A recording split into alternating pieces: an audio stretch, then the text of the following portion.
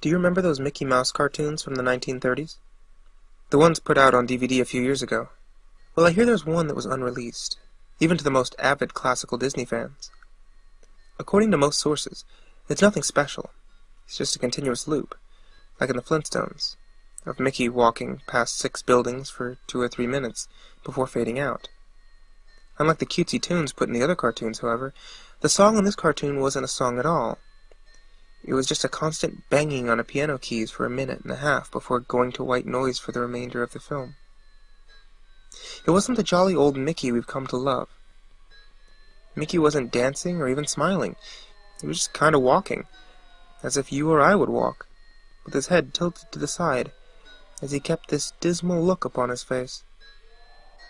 When Leonard Maltin was reviewing the cartoon to be put in the complete series, he decided it was too junk to be included. However, he wanted to have a digital copy due to the fact that it was a creation of Walt's. When he had a digitized version on his computer, he noticed something. The cartoon was actually 9 minutes and 4 seconds long.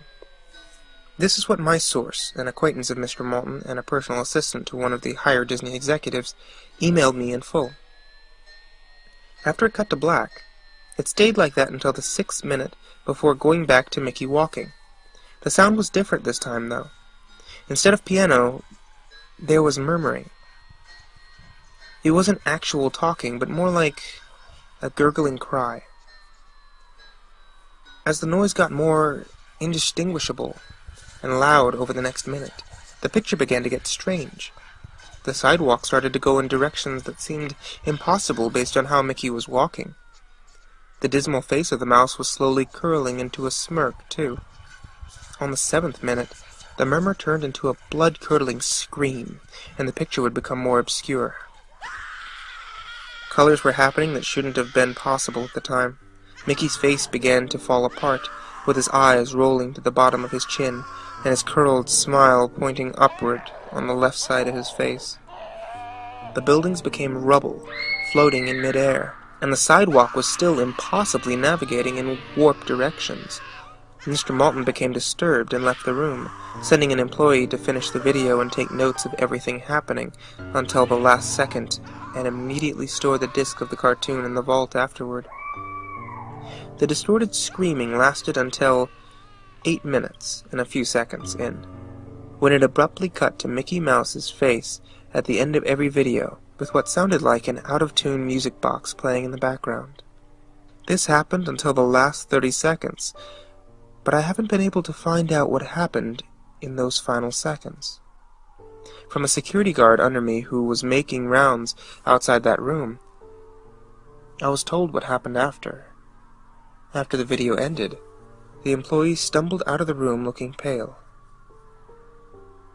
He repeated, "Real suffering is not known," 7 times before taking the guard's pistol and shooting himself.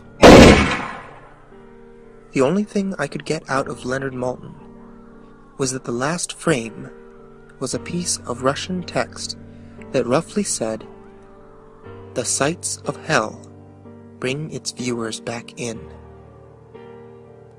As far as I know, no one else has seen it.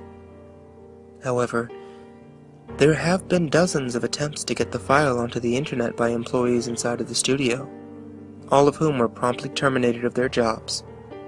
Whether or not it got online is up for debate, but if rumors serve me right, it's online under the name suicidemouse.avi.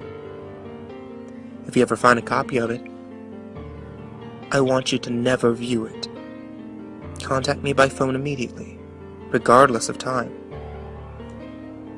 When a Disney death is covered up as well as this, it means that this has to be something huge.